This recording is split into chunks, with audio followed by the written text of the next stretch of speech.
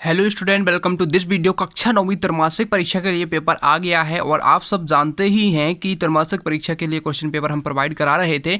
तो उसमें हमने देखिए आपको पार्ट फर्स्ट प्रोवाइड कराया, पार्ट सेकंड और जो पार्ट 3 है अब हमारा आ गया है, क्योंकि पार्ट फर्स्ट और सेकंड में हमने ऑब्जेक्टिव क्वेश्चन और आपके 2 अंक के प्रश्न पूरे देख लिए थे। अब हमें जो 3 और 4 नंबर वाले प्रश्न रह गए थे हमारे, वो देखने हैं। ठीक है, तो आप देख सकते हैं पूरा क्वेश्चन पेपर इस प्रकार से हमारे पास है और इसमें हम देखेंगे कि जो आपके ऑब्जेक्टिव क्वेश्चन है वो मैंने आपको पहले ही सॉल्व करा दिए हैं। तो इस प्रकार से आप देख सकते हैं सभी के आंसर। यदि आपको चाहिए तो आप पहला पार्ट है जो उसको देख सकते हैं, चैनल पे जा सकते हैं, टेलीग्राम चैनल को ज्वाइन कर सकते हैं, वहाँ पर आपको लिंक भी मिल जाएगा। तो देख सकते हैं आपकी यहाँ पर हो जाएंगे सही विकल्प, उसके बाद रिक्त स्थान आपके यहाँ से हो जाएंगे और सही जोड़ी आपकी हो जाएंगी। ठीक है, और उसके बाद देखते हैं आगे, यहाँ पर आपका एक शब्द वाक्य में उत्तर हो जाएंगे और ये हो जाएंगे आपके, देखिए ऊर्ध्वपातन, गुप्त ऊष्मा, रक्त के कार्य आपको लिखना है, जंतु और पादप कोशिका में अंतर। इनके सभी के आंसर, इन सभी प्रश्नों के आंसर मैंने आपको पार्ट सेकंड में बता दिए हैं। आप पार्ट सेकंड देख सकते हैं जाके चैनल पे, या फिर लिंक डिस्क्रिप्शन में मिल जाएगा इसी वीडियो के, तो उससे आप देख सकते हैं। ठीक है, या टेलीग्राम चैनल को ज्वाइन कर लेना। ठीक है, वहाँ पर लिंक मिल जाएगा यदि आपको नहीं मिला तो। 10वां प्रश्न हमने, 11वां प्रश्न है, 12वां, ये सभी प्रश्नों के आंसर मैंने एक एक करके आपको पूरे बता दिए हैं। आप सभी के आंसर वहाँ से देख सकते हैं। तो इस प्रकार से आपका देखिए सभी पेपर हो जाएगा। अब देखिए हमारे जो प्रश्न बचे हुए हैं, यहाँ से देखिए 18वां प्रश्न, लाइसोसोम को आत्महत्या की थैली क्यों कहा जाता है? भौतिक और रासायनिक परिवर्तन के दो उदाहरण दीजिए।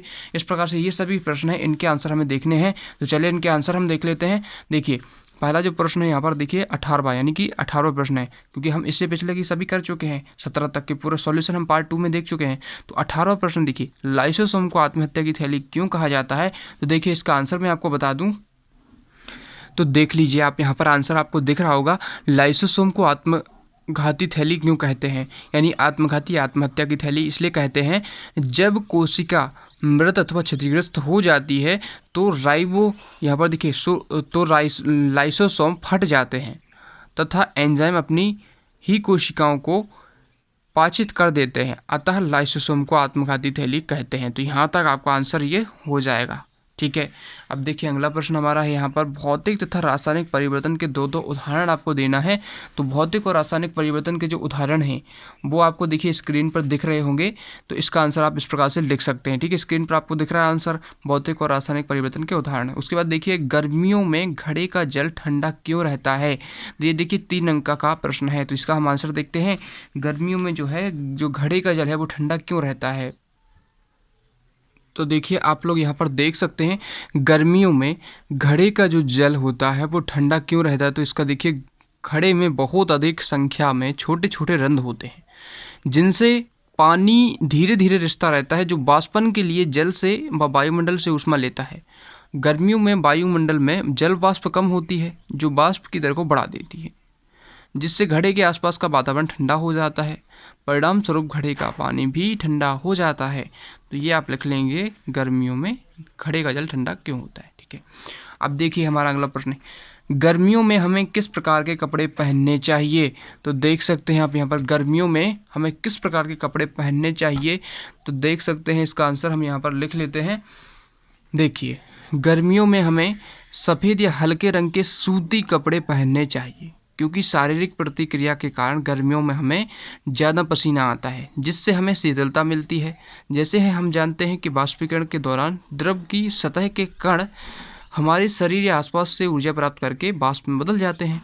वाष्पीकरण की प्रस्तुत ऊष्मा, जो प्रसुप्त ऊष्मा है, उसके बराबर ऊष्मीय ऊर्जा हमारे शरीर से अवशोषित हो जाती है, जिससे शरीर शीतल हो जाता है। चूँकि सूती कपड़े में जल का अवशोषण अधिक होता है, इसलिए हमारा पसीना उसमें अवशोषित होकर वायुमंडल में आसानी से वाष्पीकृत हो जाता है। तो ये आप लिख सकते हैं इसका आंसर।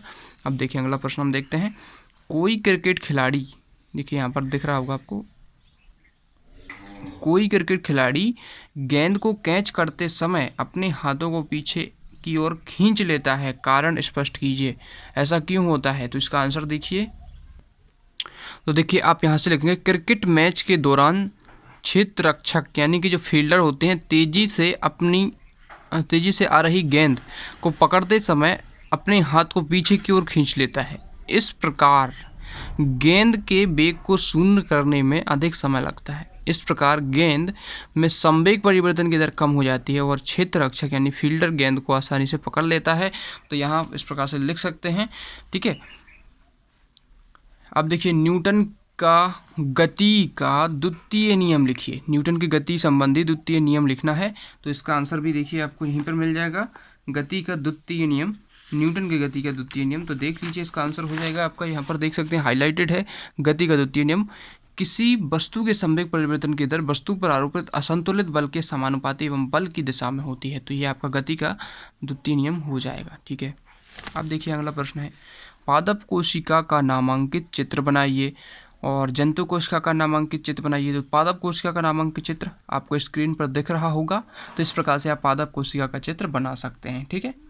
अब देखिए जंतु कोशिका का भी देख लीजिए आप, इस प्रकार से जंतु कोशिका का चित्र बना सकते हैं। अब देखिए 22वां प्रश्न रह गया हमारा, अंतिम प्रश्न है 4 नंबर का, अस्थि और उपास्थि में अंतर लिखिए। तो अस्थि और उपास्थि में अंतर आप देख सकते हैं। तो इसका आंसर आप देखिए इस प्रकार से आपको शो हो रहा होगा, अस्थि और उपास्थि में अंतर। तो ये आप इस प्रकार से लिख सकते हैं। आप देखिए 4 अंतर आप लिख सकते हैं। उसके बाद देखिए समसूत्री और अर्धसूत्री विभाजन में अंतर लिखना है। तो ये देखिए समसूत्री और ये अर्धसूत्री दोनों में आप विभाजन में अंतर इस प्रकार से कर सकते हैं। तो देखिए ये हमने पूरा सॉल्यूशन कर लिया। तो ये हमारा पूरा पेपर अब हो गया। तो इस प्रकार से देख सकते हैं पूरे क्वेश्चन पेपर का हमने सॉल्यूशन कर लिया है। इन प्रश्नों को आप करके जाएंगे, डेफिनेटली आपके प्रश्न पूछे जाएंगे।